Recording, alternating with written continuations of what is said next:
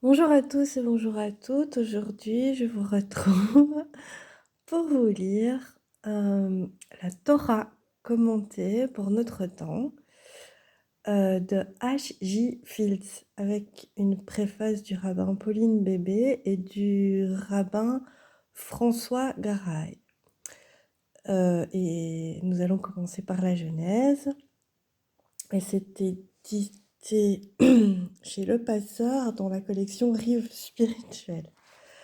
Évidemment, je vais pas vous lire la préface parce que j'aimerais tout de suite commencer par le commencement de la Torah, mais il faut savoir évidemment que c'est traduit de l'hébreu et,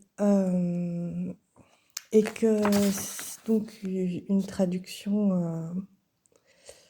Ça vaut ce que ça vaut, évidemment. Alors, donc peut-être que je lirai un moment la préface et tout ça.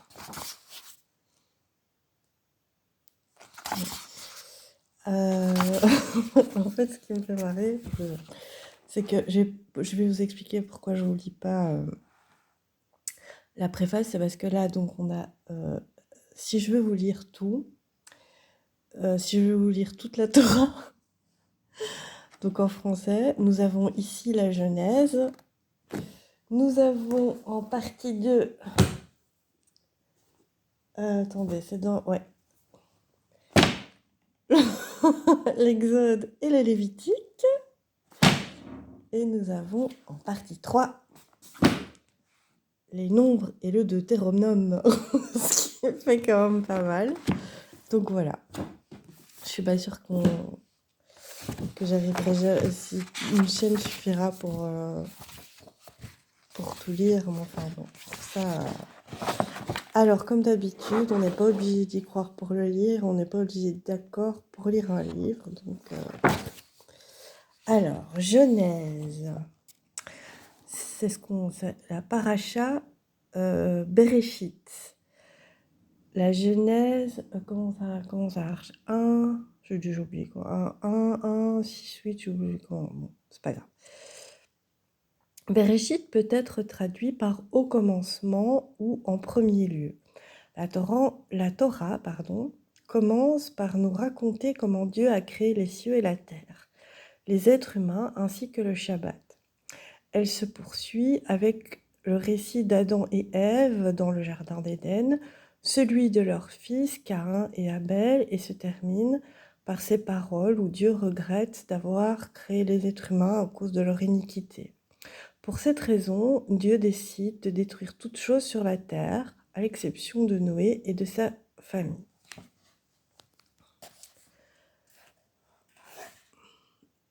Au commencement, la terre était informe et l'obscurité régnait. Alors Dieu ordonna que la lumière soit, et considéra que cela était bien. Puis Dieu sépara la lumière qu'il appela jour de l'obscurité qu'il appela nuit. Ce fut le premier jour de la création. Le deuxième jour, le ciel fut créé. Le troisième jour, la terre et les mers furent formées, ainsi que des plantes et des arbres de toutes espèces. Et Dieu considéra que cela était bien. Le quatrième jour, le soleil, la lune et les étoiles furent disposés dans le ciel afin de séparer le jour de la nuit. Et Dieu considéra que cela aussi était bien. Le cinquième jour, Dieu fit émerger des oiseaux hors des eaux pour voler dans les cieux, des créatures de toutes sortes qui rampent, fourmis, ainsi que des poissons et des animaux marins qui grouillent pour se mouvoir dans les mers. Et Dieu considéra que cela était bien, et il leur ordonna de croître et de se multiplier. Le sixième jour, Dieu créa tous les animaux de la terre. Voyant que cela était bien, Dieu décida alors de créer les êtres humains. Dieu dit : « Je ferai Adam à mon image selon ma ressemblance. » Dieu créa des êtres humains mâles et femelles, et leur ordonna de dominer sur les poissons de la mer, les oiseaux des cieux, le bétail, la terre entière. Alors Dieu les bénit et leur dit, « Croissez et multipliez. » Et Dieu considéra que cela était très bien. Lorsque le ciel et la terre furent achevés, Dieu se reposa et déclara que le 7e jour de chaque semaine devrait être mis à part comme Shabbat, jour du repos. Dieu bénit le Shabbat et le qualifia de Kodesh, ce qui signifie saint ou unique. 2. Alors Dieu planta un magnifique jardin, duquel sortaient 4 fleuves, appelés Pishon, Gishon, le Tigre et l'Euphrate. Le jardin s'appelait Gan Eden. Le jardin d'Éden, situé dans ce qui était autrefois la Babylonie, et fut appelé ensuite la Perse et l'Iran. L'Iran. Un arbre particulier poussait au centre du jardin, appelé Etz Ha-Chaim, ou l'arbre de la vie. Près de lui se trouvait un autre arbre nommé Etz Ha-Da'at Tov Va-Ra, l'arbre de la connaissance du bien et du mal. Dieu plaça Adam, le premier être humain, dans le jardin d'Éden et l'avertit. Tu peux manger de chaque arbre du jardin, à l'exception de l'arbre de la connaissance du bien et du mal. Si tu en manges, tu mourras. Alors Dieu présenta à Adam toutes les créatures du ciel et de la terre, afin qu'il puisse nommer chacune d'entre elles. Puis Dieu vit qu'Adam était seul et avait besoin d'une compagne. Alors il créa pour lui une femme. Adam l'appela Chava, ou Ève, qui vient du mot Chai, vie, et signifie mère des vivants. Un jour, un serpent tenta Ève en lui disant que ni elle ni Adam ne mourraient s'ils mangeaient de l'arbre de la connaissance du bien et du mal. Elle goûta alors ses fruits et en donna à son compagnon. Lorsque Dieu les interrogea sur ce qu'il avait fait, Adam accusa Ève, qui à son tour accusa le serpent. Les 3 furent punis pour avoir désobéi à l'ordre de Dieu. Le serpent fut condamné à ramper sur la terre et à manger de la poussière. Adam et Ève furent bannis du jardin d'Éden. Plus tard, Ève donna naissance à Caïn, puis à un autre fils appelé Abel. Une fois devenu adulte, Caïn s'en prit à son frère et sous le coup de la colère le tua. Lorsque Dieu lui demanda « Où est ton frère Abel ?» il répondit « Suis-je le gardien de mon frère ?» Pour avoir tué son frère, Dieu punit Caïn en l'expulsant afin qu'il devienne un errant solitaire sur la terre. Après avoir créé le ciel et la terre et toutes les créatures vivantes, Dieu vit que les êtres humains étaient mauvais et faisaient constamment le mal. Ainsi Dieu décida de détruire l'humanité et toutes les choses vivantes. Mais un homme, du nom de Noé, modifia l'intention divine. La paracha Bereshit contient 4 thèmes importants. 1. La création divine des cieux, de la terre, de toutes les créatures vivantes, ainsi que de l'humanité, est une bénédiction. Les êtres humains sont responsables de la survie de tout ce qui a été créé par Dieu. L'expulsion d'Adam et Ève du jardin d'Éden, les êtres humains sont responsables les uns des autres, ainsi que de la survie de l'humanité. Alors, maintenant, on va dans un commentaire, on va dire. Existe-t-il une conception juive de la création ? Il existe plusieurs théories sur les origines de notre planète et la galaxie des étoiles. La plupart des scientifiques qui étudient les étoiles, les astrophysiciens et cosmologistes, pensent qu'il y a 10 à 20 milliards d'années, toute la matière de l'univers qui était concentrée en un point unique explosa. C'est ce qu'on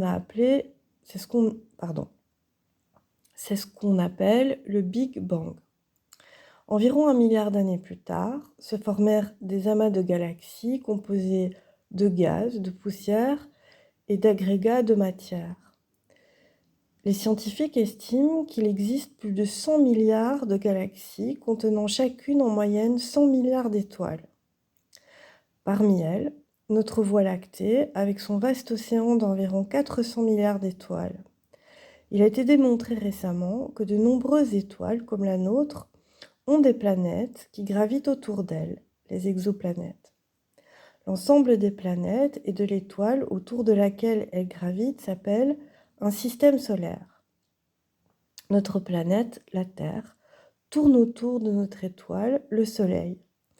Ici sur la Terre, avec ses cieux bleus chatoyants, ses océans, ses forêts, ses déserts et ses vertes vallées, se trouve le seul endroit où, à notre connaissance, la vie intelligente est apparue.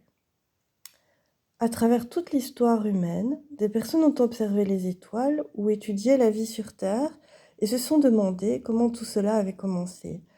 Chaque civilisation a apporté sa propre réponse.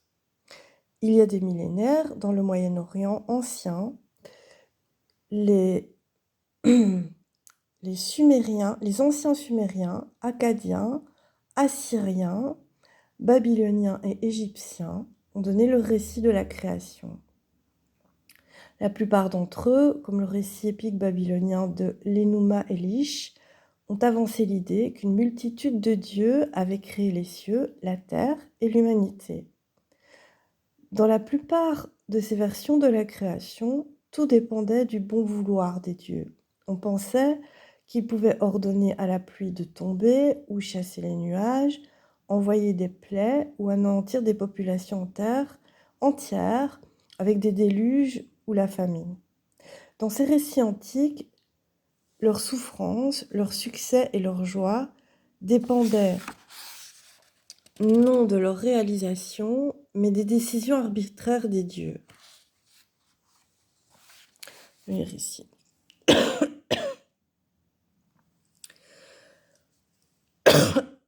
Carl Sagan, scientifique et écrivain, décrit la formidable transformation que la Torah nomme création. Au commencement de cet univers, il n'y avait ni galaxies, étoiles ou planètes, ni forme de vie ou civilisation. Au contraire, ce n'est qu'une boule de feu uniforme et rayonnante, remplissant tout l'espace. Ce passage du chaos du Big Bang au cosmos que nous commençons à comprendre est la transformation de matière et d'énergie la plus extraordinaire que nous ayons eu le privilège d'apercevoir, jusqu'à ce que nous trouvions ailleurs d'autres êtres intelligents. Nous sommes la plus spectaculaire de ces transformations. Les descendants éloignés du Big Bang consacrés à la compréhension et à des transformations ultérieures de ce cosmos d'où nous tirons notre origine.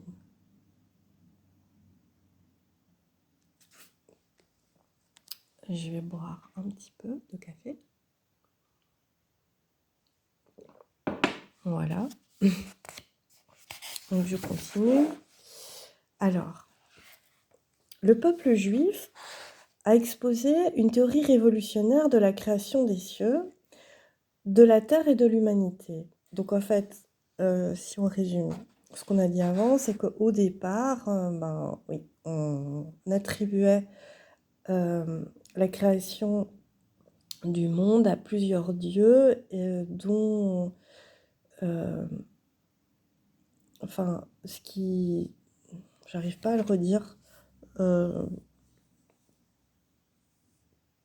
tout dépendait de manière arbitraire de ces dieux. Donc, contrairement aux autres récits anciens, qui attribuent tout ce qui a été créé à de nombreux dieux, la Torah débute par un récit qui nous enseigne qu'un seul Dieu a créé toute chose. Elle affirme que la création est bonne, que le monde ainsi que la galaxie d'étoiles dans laquelle il tourne ne sont pas un accident dû au hasard, mais ont un dessein et un objectif unique. La Torah enseigne en outre que la vie humaine est le résultat de la volonté divine et que les êtres humains ne sont pas des jouets entre les mains des dieux, au contraire, ils sont créés à l'image de Dieu Ils ont la possibilité de faire des choix et peuvent exercer leur libre arbitre. Ils sont les partenaires de Dieu pour façonner la vie et préserver le monde. Le psalmiste se fait l'écho du récit de la création. Non seulement il saisit le mystère de la création divine, mais encore il précise le rôle et la responsabilité des êtres humains. Ici un psaume. Ô Éternel notre Dieu, que ton nom est formidable sur toute la terre, toi qui as couvert les cieux par ta splendeur, lorsque je regarde tes cieux, l'œuvre de tes doigts, la lune et les étoiles que tu as disposées, qu'est-ce que l'être humain pour que tu t'en souviennes, et le Fils de l'homme pour que tu veuilles le visiter? Tu l'as fait à peine moins qu'un Dieu, et tu l'as couronné de gloire et de beauté, tu lui as donné la domination sur l'œuvre de tes mains, tout fut placé par toi sous ses pieds. La tradition juive affirme qu'un seul Dieu a créé les cieux et la terre, mais elle enseigne aussi que les êtres humains sont les maîtres du monde. Leurs choix sont décisifs. Ils ont entre leurs mains le pouvoir de créer la vie ou de tuer, la survie ou la destruction. Mais la tradition juive va plus loin. Si les premiers chapitres de Bereshit ou la Genèse décrivent dans le détail ce qui a été créé chacun des 6 jours de la création, les commentateurs juifs n'ont pourtant pas pris au pied de la lettre ces textes comme une description exacte de ce qui s'est passé. Au contraire, ils ont proposé différentes explications.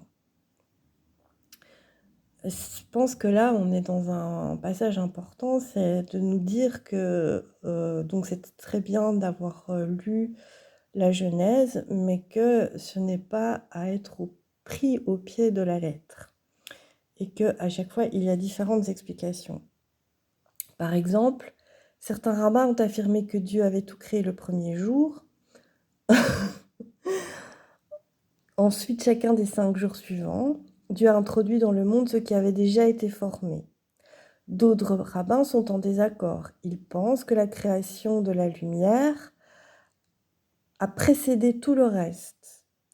D'autres encore ont enseigné que Dieu, tel un artiste insatisfait à la recherche de la perfection, a créé et détruit de nombreux mondes avant de décider que celui-ci était acceptable.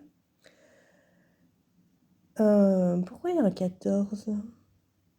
Ah pardon, oui, c'est parce que on nous donne des références. Et existe-t-il des commentateurs qui soutiennent que le monde fut créé en 6 jours de 24 heures ? Oui. Voilà. J'ai le petit encart ici. Un des récits de la création les plus connus est l'Enuma Elish, raconté par les anciens Babyloniens, les Assyriens, les Akkadiens et les Sumériens. La maison sainte, la maison des dieux située dans un lieu sacré, n'avait pas encore été façonnée. Aucun roseau n'avait surgi. Aucun arbre n'était apparu. Aucune brique n'avait été façonnée et aucun bâtiment n'avait été érigé. Les abysses n'avaient pas encore été créés. Puis, un mouvement apparut au milieu de la mer. À ce moment, Eridu fut conçu, et les dieux, les esprits de la terre, ainsi que Marduk, apparurent en même temps. Marduk posa un roseau à la surface des eaux. Il forma la poussière et la dispersa à côté du roseau, sur la surface des eaux. Il forma l'humanité afin que les dieux puissent résider dans le lieu des désirs de leur cœur. On reprend. Salomon ben Isaac, connu sous son acronyme de Rashi, le commentateur le plus célèbre de la Torah, a rejeté cette idée. Donc l'idée que en fait le monde avait été créé en 6 jours de 24 heures. Il a fait remarquer que le mot yom, jour, peut aussi signifier milliers d'années. Afin d'appuyer cette interprétation, Rashi a cité les textes du psaume, je vais dire 90 à la belge, « Car un jour est comme 1000 ans à tes yeux ». Ainsi pour Rashi, la création du monde n'est pas survenue en 6 jours de 24 heures, mais elle est le résultat d'un processus qui a pris des milliers d'années. Il a enseigné à ses étudiants du XIe siècle que la Torah ne cherche pas à nous enseigner l'ordre de la création. La plupart des commentateurs sont d'accord avec Rashi. La Torah ne propose pas une explication scientifique de la création, elle nous suggère un autre sens tout aussi essentiel et fondamental. Bien avant l'avènement de la science moderne, les Juifs ont réalisé que le but de la Torah n'est pas de nous expliquer comment le monde a été créé, mais de nous aider à comprendre pourquoi et qui est la source de toutes les merveilles des cieux et de la terre. Le récit de la création dans Bereshit n'est pas une leçon sur l'évolution, pas plus qu'il ne contredit les théories scientifiques modernes, ni ne requiert des preuves issues des laboratoires. Le récit de la création dans la Torah est destiné à exprimer notre émerveillement devant les origines du monde dans lequel nous vivons. Il affirme notre conviction qu'un seul Dieu a créé et maintient en existence le cosmos et que les êtres humains sont les partenaires de Dieu dans la préservation et la continuation du don précieux de la vie. Alors, nous devons prendre soin de la création. Ah oui, ok, d'accord. Donc, en fait, on explorait les quatre... ouais. Alors, nous devons prendre soin de la création. Les scientifiques modernes aiment beaucoup décrire notre Terre comme un petit monde fragile dérivant dans le grand océan cosmique. Il est vrai que les études d'astrophysique contemporaine confirment l'immensité infinie de l'univers et le fait que notre planète est une infime particule où, de manière miraculeuse, toutes les conditions pour le développement de la vie se sont trouvées réunies. Les scientifiques s'accordent pour dire qu'il existe un équilibre délicat entre toutes les formes de vie terrestre et l'atmosphère qui entoure notre planète. Ils évoquent un système de coopération entre les 5 millions d'espèces vivantes, animales et végétales que l'on trouve sur la Terre, ses fondations de pierre, d'eau et la couverture bleue du ciel. Sans cette délicate interrelation entre toutes les formes de vie et les conditions de notre atmosphère, la Terre serait une planète sans vie. Voici ce que dit par exemple James Lovelock, chimiste britannique et inventeur, pour décrire ce système de coopération et la manière dont l'atmosphère terrestre est incroyablement bien formée pour répondre aux besoins vitaux. Sans oxygène, par exemple, il n'y aurait pas de respiration, mais avec un tout petit peu plus d'oxygène, ne serait-ce que 25% de la composition de l'atmosphère au lieu de 21%, tout le monde vivant exploserait spontanément en flammes. De la même façon, sans dioxyde de carbone, la photosynthèse ne fonctionnerait pas. Les plantes mourraient et toute vie disparaîtrait de la Terre. Cependant, avec un taux de dioxyde de carbone plus élevé, l'atmosphère ou l'eau conserverait trop de chaleur à cause de l'effet de serre et la planète deviendrait rapidement un enfer.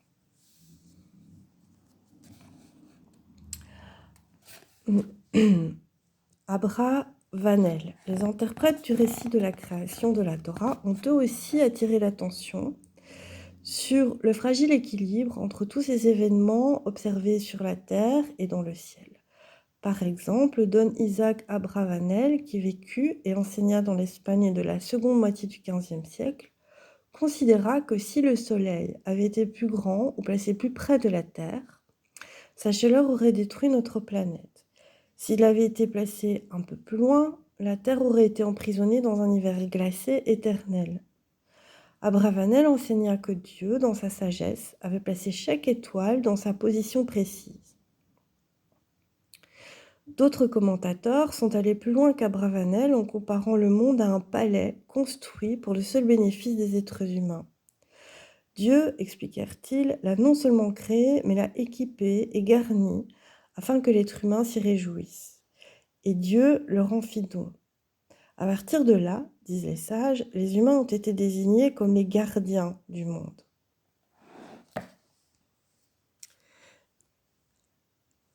Je vais continuer. La tradition juive nous enseigne qu'en tant que gardiens de ce palais nommé Terre, les humains ont des choix importants, voire critiques à faire, particulièrement aujourd'hui.